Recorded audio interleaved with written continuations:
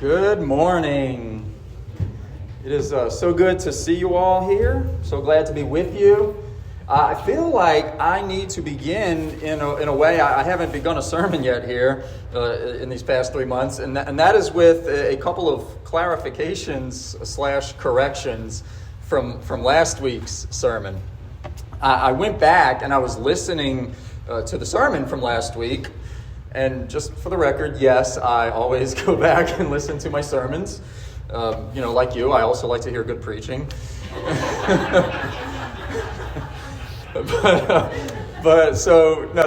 It's actually always a really good idea for preachers and pastors to listen to themselves. And, there's all kind of reasons why that's a good idea. But specifically, I'm listening and I recoiled in horror when I heard myself say that the Romans chased the Israelites to the Red Sea. I'm like, no, that was not the Romans, George. That was not the Romans. That was the Egyptians. So anyway, that was just one of those slips of the tongue. I was into the moment, all of that. I do think that could be an interesting movie. If you want to do like make believe and people changing time and all that kind of thing, that could be cool. But no, that it was the Egyptians. It was not the Romans. And the second one was something that, in retrospect, I think maybe I kind of glossed through a little too quickly, and I just wanted to go back just very quickly and elaborate on one point from the sermon, which was when I was talking about the importance of big, bold prayer. And I was talking about how a lot of times we're just a little too timid and we're almost like we're scared to pray big things. And I was talking about a student pastor at our former church and how the baby was the baby in utero had a hole in her heart, and how that was such a traumatic kind of experience, and the diagnosis was not looking good. And I mentioned how we had prayed for this baby, and again, I want to go into a little bit more detail about that, because it wasn't just that we prayed. We absolutely prayed, but what we did that was even a little bit extra was in the 24 hours leading up to that second appointment, when they were going to go back, we actually had a 24-hour prayer vigil for these people. And what we did was we for the 24 hours leading up to the appointment, we had slots, 24 one-hour slots, and we had people sign up to pray. And so we had an around-the-clock prayer chain going for these people. So we had church members getting up at 2 a.m. We had church members getting up at 3 a.m. We had people praying around the clock for 24 hours, and with the last slot being the hour right before the appointment. And so imagine when they went to that appointment and were told, I don't know what happened, but the hole's gone. That was a huge moment. And I also left this out, but we had a number of people come to faith through that experience. There were people in the student ministry who were lost, and who, when they saw that, they were like, absolutely not, I'm in. and so that was a big deal for a lot of people. And when I was listening to the sermon and then talking to my family throughout the week, I was like, that really was worth mentioning. And I went through that just a little quicker than I would have liked.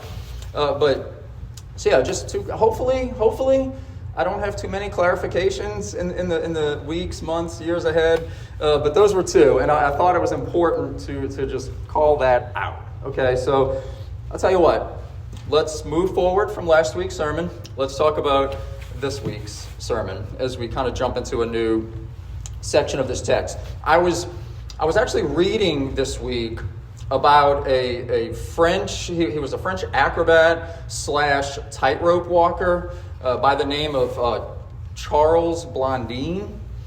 And he was real famous for doing stunts and things like that, but he was most well known for being an acrobat and a tightrope walker. And on June 30th, 1859, Blondin actually became the very first man to tightrope walk across the Niagara Gorge. And so I'm sure that was pretty intense, but the crowds came out to watch and all this, and it was a big moment. But he wasn't satisfied just doing this once, because after he successfully did it once, he actually continued to make walks across the Niagara Gorge several more times throughout his career. And I guess you could say he had a flair for the theatrics, because it wasn't just a matter of, I'm just going to keep doing the same thing over and over again. One time he went across it blindfolded. One time he went across it with his hands and his feet shackled. One time he went across it with his manager on his back. One time, as the story goes, he sat down halfway across, ate an omelet, and then got up and continued. So this guy's pretty cool. But one day, as the story goes, he pulled up with a wheelbarrow. And the crowd was waiting, and he said, Who among you believes that I can push this wheelbarrow across the tightrope? And his reputation being what it is, the crowd's like, we believe. And so he did it. He pushed it across one way, and he pushed it across the other way. And then he gets back, and obviously everybody's cheering and things like that. And he goes, now, who believes that I can put a man in the wheelbarrow and push him across? And the crowd goes, we believe. And he goes, great, who's first?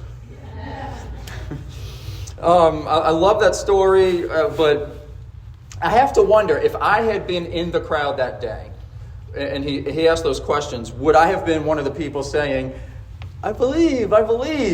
And then my follow-up question is, would I have been willing to get into that wheelbarrow? Right? Honestly, I'm just going to say no. No. And here's my reason. Here's my reason. Why? Why would I do that? But in a general sense, what this story illustrates is that for us, our actions should match our beliefs. If we say we believe something, there should be an accompanying action that demonstrates, that proves that we do in fact believe that thing that we say that we believe. And let's be honest, at the end of the day, who cares about getting in a wheelbarrow and having somebody push you across the Niagara Gorge? And that's really why I would say I would not do that, because you got to weigh the pros and the cons there. And I don't think it works out for me. But at the end of the day, who cares?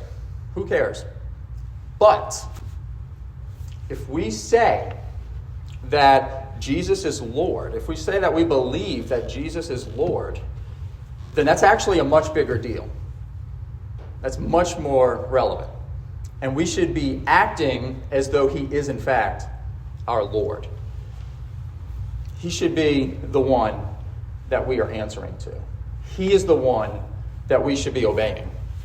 So today, as we start moving into Ephesians chapter 4, and I've told you already, from here on out, the emphasis is going to be on how we're living. What are our actions proving? What's our conduct in response to what we say we believe?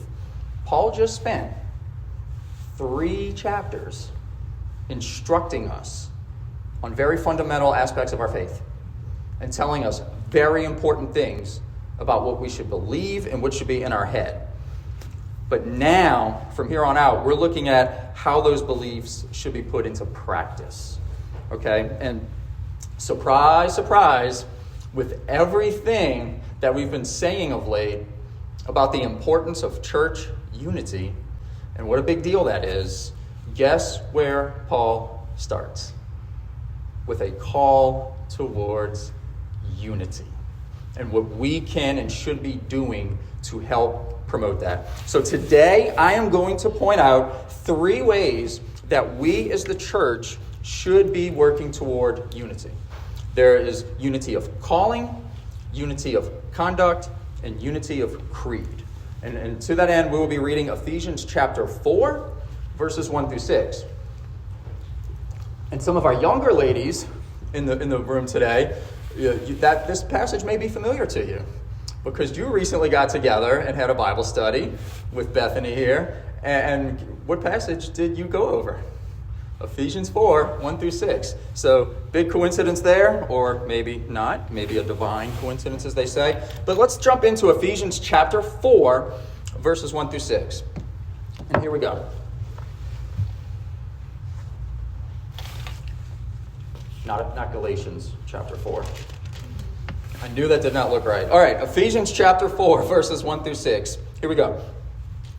I, therefore, a prisoner for the Lord, urge you to walk in a manner worthy of the calling to which you have been called, with all humility and gentleness, with patience, bearing with one another in love, eager to maintain the unity of the Spirit in the bond of peace. There is one body and one Spirit, just as you were called to the one hope that belongs to your call, one Lord, one faith, one baptism, one God and Father of all, who is over all and through all and in all. All right, so I told you there are going to be three kind of calls to unity here. Let's start with the unity of calling. All right, this is the unity of calling. Paul begins this section of the letter. He says, I, therefore, a prisoner of the Lord. And I'm almost certain that I've already said this to you at least once. But in case not, or in case you've forgotten, let me just remind you. Whenever you come across the word therefore, I'm not going to make the very obvious joke here, but whenever you come across that word therefore in Scripture, you need to understand that it is drawing a link between whatever came before and whatever's coming after. It is establishing a cause and effect relationship. I am hungry, therefore I must eat. I am tired, therefore I must sleep. Whatever comes after the therefore is linked to whatever has come before the therefore by causality. The first thing is causing the second thing. So when Paul opens the second half of the letter saying, I, therefore, we need to understand that that's what he's doing here too. He is linking all of these commands, all of these calls to action that are about to follow to everything that just came before. All right, cause and effect. Paul says, therefore, I urge you to walk in a manner worthy of the call to which you have been called. Now, if you think back, over the past few weeks, Paul has been explaining how God has been at work uniting the creation, not only back to himself, but also uniting us to each other. Okay, we have been talking extensively about that, how Jews and Gentiles, for the first time, are now worshiping together. This dividing wall has come down. We now have the umbrella over us, so to speak, of the cross, under which we all can rally and be together under it.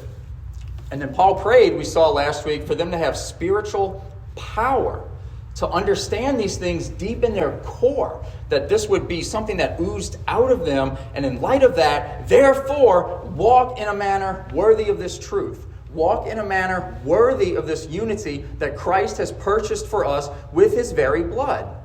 Walk in a manner worthy of unity. And that's a really big deal here because God has done all of these things. He has made a way for us to be saved. He has made a way for us to be reconciled. He has made a way for us to be united with him and with our fellow believers. Paul says, you believe this. You believe this. You have the calling. You have acknowledged the calling. Now live like it. Live in a manner worthy of what you're saying you believe. Worthy. I hope that word worthy is just jumping off this page right into your brain cells. That we are to walk in a manner worthy of this calling. The Greek word behind this word worthy here literally means balanced, or something that weighs the same as something else. And the picture that this would call to mind, the picture that this represents to the Greek listeners who would have heard this, is the picture of scales. You know, I've got a kitchen scale at home that tells me exactly how many grams of protein powder I'm putting in my little container. 32 grams, that's a serving, right? They didn't have cool stuff like that. This was pretty cool though. They had scales that balanced. And they would take a known weight, some object that was already previously weighed that had a known weight to it, and they would put that on one side if they were going to measure out goods for trading, for all kinds of purposes. They would put that on one side, and then they would measure out their goods on the other. And then when the scale balanced, that's when you knew you had the right amount of goods weighed out, when the scale balanced. So Paul is challenging us here to think of our calling from God as sort of a weight on one side of the scale. And our behavior and our actions are being placed on the other side. And what he's saying is that they should weigh the same. That scale should come out balanced. Our actions should match what we claim to believe on the other side of the scale. So our faith, as we're seeing here, it's not just a call to believe, it's a call to service, to serve the Lord. Our actions should be backing this up. We serve the Lord by obeying the Lord and by living consistently with our faith. Truth bomb number 1. The Christian life does not come with sacred and secular compartments. The Christian life does not come with sacred and secular compartments. It does not. And this is sort of the big takeaway from this. We don't have the luxury of dividing our life up into chunks or segments or compartments and saying, well, this is the part of my life that belongs to God. From 10:30 a.m. to 12 p.m. on Sundays, and then for about 3.5 minutes on weeknights when we pray to bless the meal. But then the rest of the time, that's my regular life. That's my regular life. That's the other part of my life. Paul's saying, no, brother. For the scales to balance, we need to understand that our entire life, all 24/7 of it, falls under God's oversight. And then and only then does that scale balance out. We start taking hours off of one side, that scale is not going to balance anymore. So we need to be mindful of this as we're conducting ourselves, as we're going about our business. And we need to be careful. Because if we're going to segment our lives like that, and if we're going to think of our lives as compartments, and this is my God time, and this is my me time, and all that kind of stuff, if we start to think of it that way, we are going to fall victim to a little something called worldliness. Worldliness. Meaning we look and we act a little too much like the world that we're supposed to be reaching. And that's backwards. If we understand Jesus in John chapter 17, not just the part of it that Andrew just read, but the whole chapter, if you go back and if you understand what Jesus is actually saying there, then you understand that we are to know that we are to be in the world, and you've probably heard this, in the world, but not of the world. In the world, because we have to live in it, but not of the world. Throughout the entire Bible, and you will find this from one end of the Bible to the other, there's this recurring theme, I would even say a recurring motif, of God's people being sojourners in the world. Not soldiers, that would be something else, maybe a different sermon. Sojourners, okay? People who travel through a land but don't actually belong to the land that they're traveling through. That is an important concept. Abraham epitomized this. God told him one day, get up and go to the land I will show you. And Abraham spent years traveling through lands where he didn't belong and where he was a foreigner and an alien and a sojourner. He epitomized this. Israel experienced this. The nation of Israel, when they were slaves in Egypt, and then as they were wandering through the wilderness later, and then even down the road into their various exiles, they frequently experienced being people in a strange land to which they did not belong. They experienced this multiple times. In the New Testament, you see Jesus and his disciples doing what? Always doing a lot of traveling, never settling down anywhere. One day, somebody came to Jesus and said, hey man, I'll follow you anywhere. And Jesus said, the Son of Man does not have a place to lay his head. Are you sure you can make that commitment? This theme of sojourning and traveling through lands where we don't belong, this is a constant theme throughout the Bible. And what we need to understand here in the church now, we need to know that we're to think of it like we are sojourners. Sojourners, always passing through this world and throughout this life, but we do not belong here. That is the key here. So, okay, well, what do we do then? Do we isolate ourselves because we're not supposed to be all up in the world? Do we just isolate ourselves? Do we hide in the church? Do we hide in our houses? No, we don't do that either. Because Jesus tells us in Matthew 5 that we are to be salt and light. I'm not going to exegete that passage right now, but what that means is we are to affect the culture. We are to affect the world. We are to show them Christ.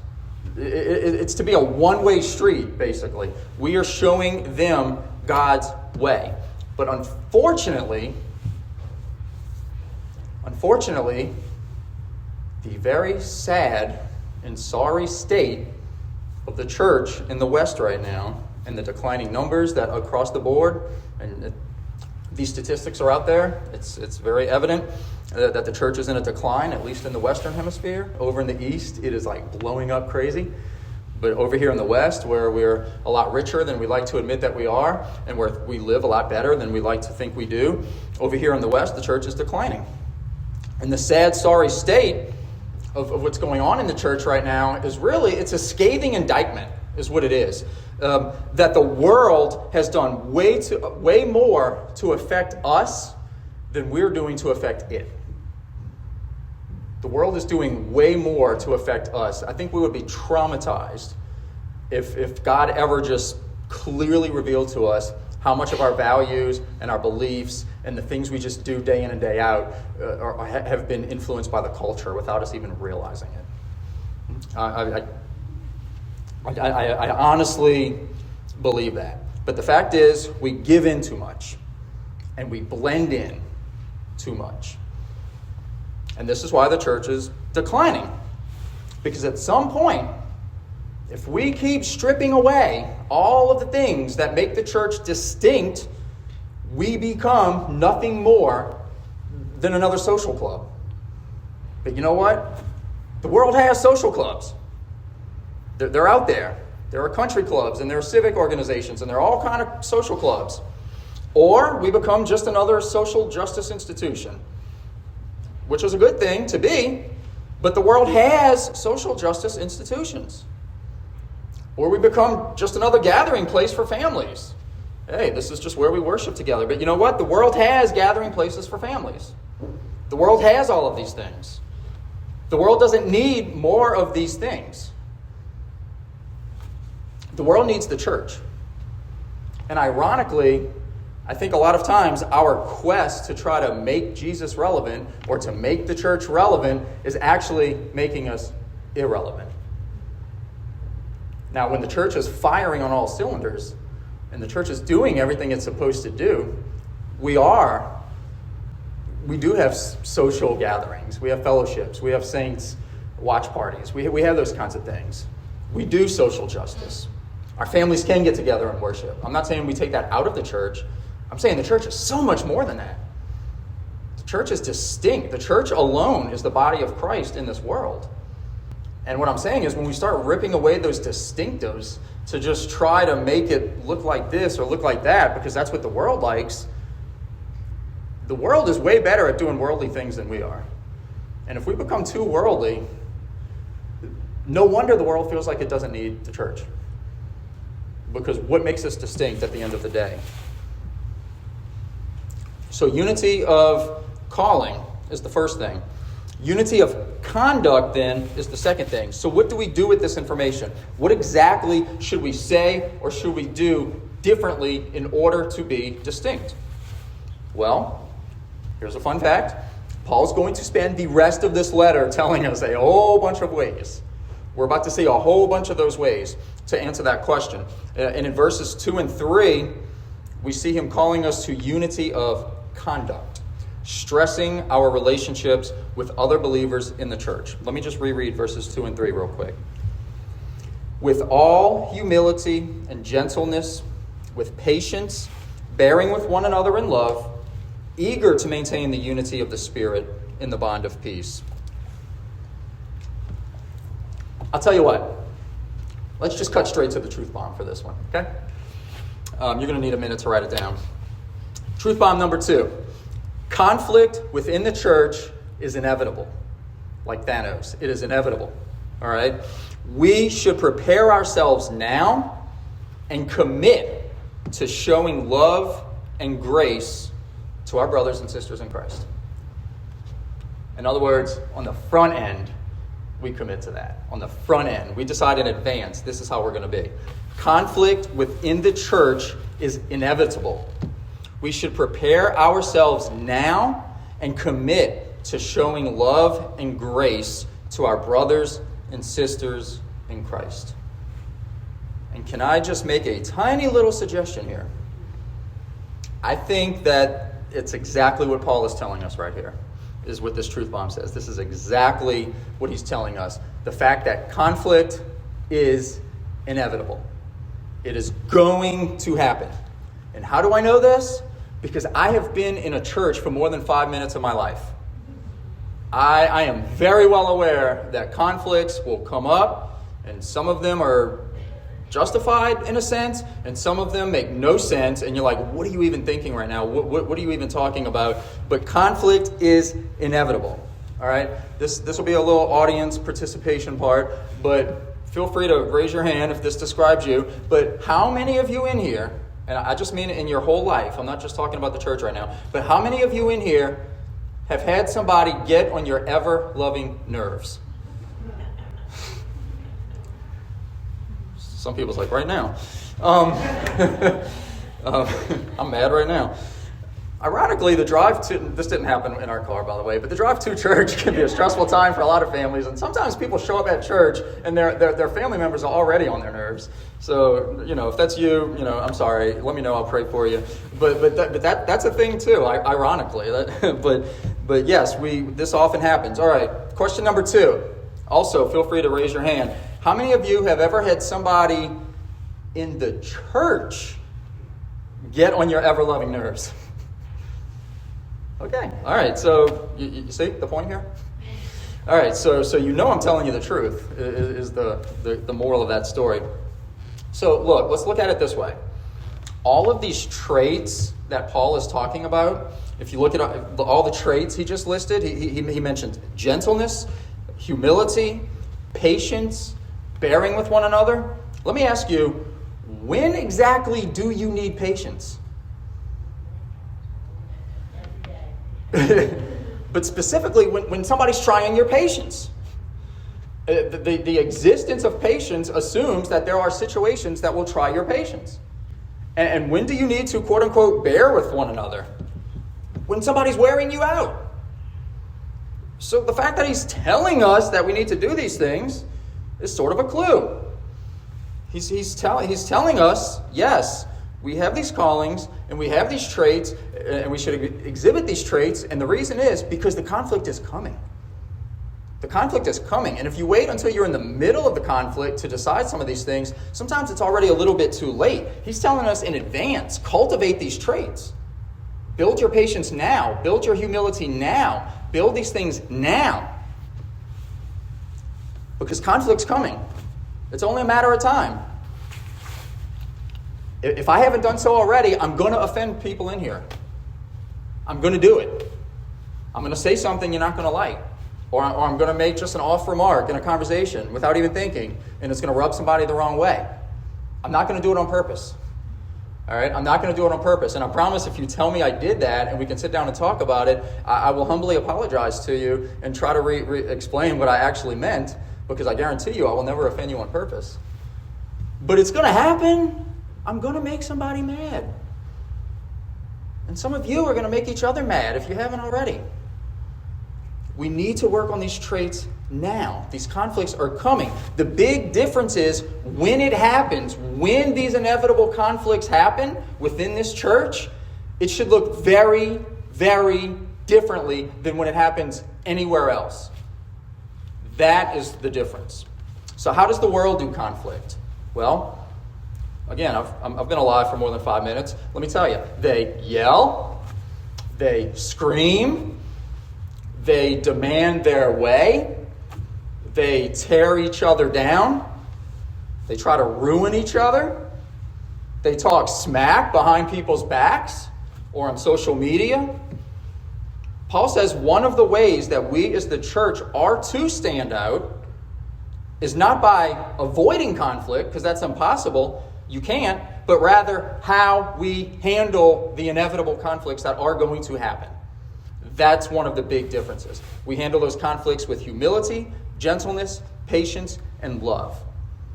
So it's not by the avoidance of conflict, it's by how we handle ourselves when the conflict comes. That's what's going to prove to the world that we're different. When Paul wrote this, Interestingly enough, humility was not a highly regarded trait. The Greek culture that he was writing into when he wrote this did not regard humility as a good thing. If you express humility, they looked at that as you had no self-respect and you were weak. They valued pride. They actually thought pride was the virtue. That was the more highly valued trait. And yet, what did Jesus do? He humbly served. He healed. He washed the disciples' feet. He prayed for the people who were torturing and executing him. That's what Jesus did. And in Matthew chapter 20, verses 27 and 28, Jesus says, "And whoever would be first among you must be your slave, even as the Son of Man came not to be served, but to serve, and to give his life as a ransom for many." And then in Philippians chapter 2, verses 5 through 8, piggybacking off of that, Paul tells us, "Have this mind among yourselves, which is yours in Christ Jesus, who though he was in the form of God, did not count equality with God a thing to be grasped, but emptied himself by taking the form of a servant, being born in the likeness of men, and being found in human form, he humbled himself by becoming obedient to the point of death, even death on a cross."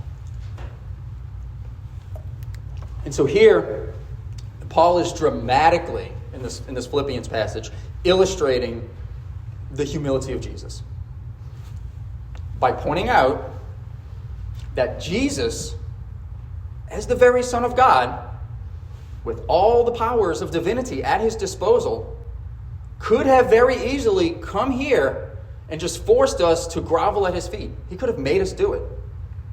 He could have forced us to just bow down and just put our foreheads on the ground and just never get up. George, bring me a drink. Kelly, bring me whatever. I want some food. Yeah, he could have been barking orders at us left and right, and we would have had no choice but to do it. But is that how Jesus came? It is not how he came. Instead, he came to serve us, and ultimately even giving up his life as the ultimate act of service when they nailed him to a cross. And after, in this whole block of text where Paul is describing this, if you notice, the very first line, the way he led off that block of text was by saying, "Have this mind among yourselves." Have this exact same mind. In other words, that is who we are to pattern ourselves after. That is who we're modeling. And you know what? As it turns out, the more that we emulate Jesus and the more we live like Jesus, the more united we will be. It's just going to happen naturally. If we have those same character traits, if we're bigger on humility than we are on getting our own way, we're not going to have some of the problems that we have. We will naturally handle our conflicts differently. We will handle them with humility, and we will handle them with grace, forgiving one another, even as Christ forgave us. That's what's going to happen. Number 3 is we are to be united in creed. All right, now listen, there's another caveat to all of this. Even though everything we're stressing right here is behavior related and it's action related, one thing we cannot lose sight of is the question of why. Why do we do these things? Why are we to behave this way? Because there's a warning here also, which it's kind of implicit, but I'm going to dig it out. Because what we're doing ultimately is we're trying to establish a code of conduct here. We're talking about ways to behave and not to behave, and that is the epitome of a code of conduct. We're developing a code of conduct based on all this theology we just received. But there's always a danger when you develop a code of conduct. You might be able to guess or think about what I'm about to say, but there's always a danger when you start building a code of conduct. And that is that you will begin to focus too much on the code of conduct. That you will become somebody who's just all about the rules, follow the rules, and the rules end up becoming the focus instead of the Lord. And that's a dangerous place to be. Because when we fall into just rule following for the sake of rule following, we fall into empty moralism, we fall into legalism, People that act that way tend to become bitter and tend to think that they're morally superior.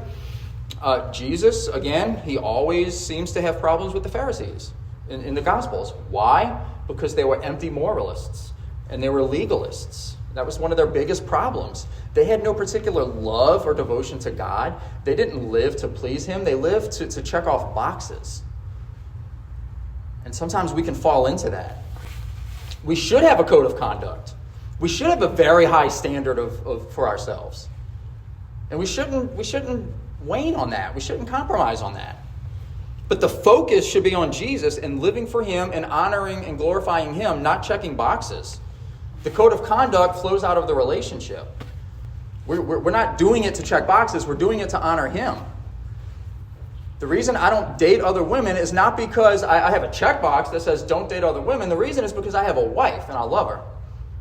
And so the relationship creates the code of conduct.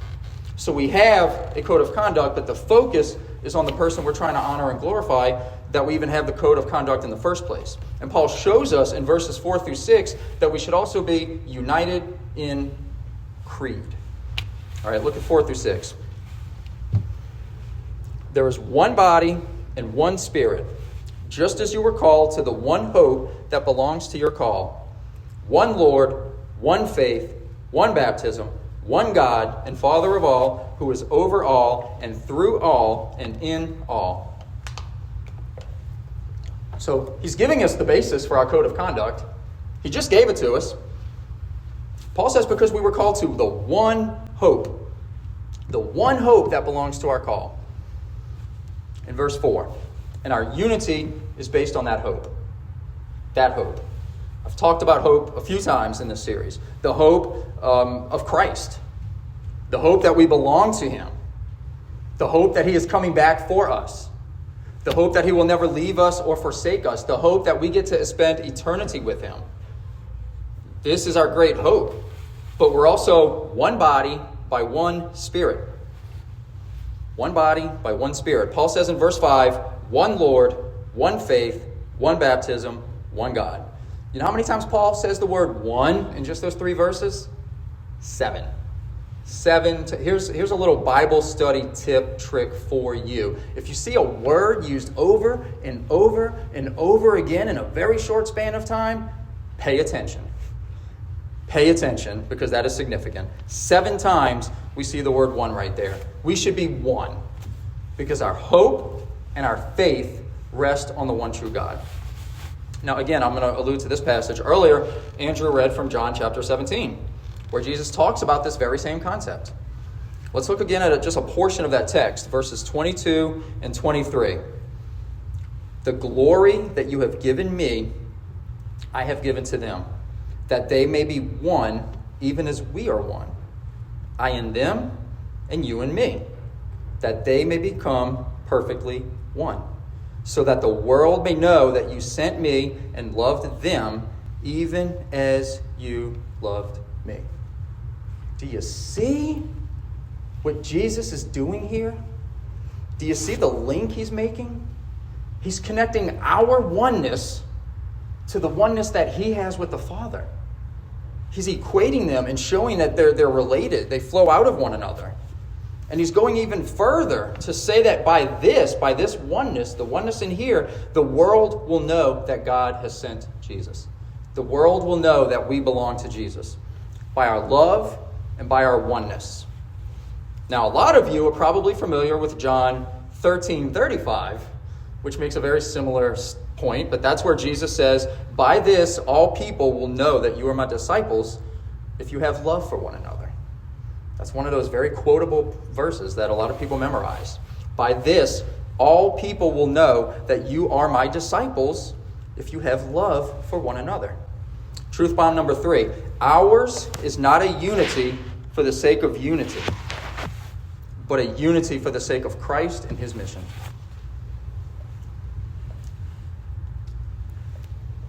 Ours is not a unity for the sake of unity, but a unity for the sake of Christ and his mission.